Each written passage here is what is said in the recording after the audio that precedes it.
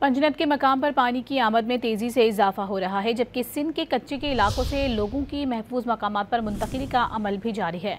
महकमा इत्तलात सिंध ने दरियाओं और बैराजों में पानी की आमद और अखराज की तफसील जारी कर दी है, जिसके मुताबिक पंजनद के मकाम पर इनफ्लो और आउटफ्लो 5,81,913 क्यूसेक पहुँच गया है।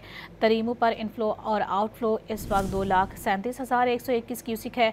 गुड्डू बैराज पर इनफ्लो 4,95,509 क्यूसिक रिकॉर्ड किया गया है, जबकि आउटफ्लो 4,72,094 क्यूसिक है।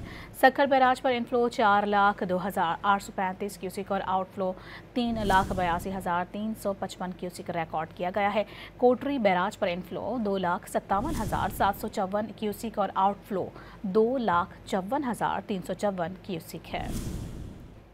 पंजनद के मकाम पर पानी की आमद में तेज़ी से इजाफा हो रहा है, जबकि सिंध के कच्चे के इलाकों से लोगों की महफूज मकामात पर मुंतकिली का अमल भी जारी है। महकमा इत्तलात सिंध ने दरियाओं और बैराजों में पानी की आमद और अखराज की तफसील जारी कर दी है, जिसके मुताबिक पंजनद के मकाम पर इनफ्लो और आउटफ्लो 5,81,913 क्यूसेक पहुँच गया है। तरीमू पर इनफ्लो और आउटफ्लो इस वक्त 2,37,121 क्यूसिक है।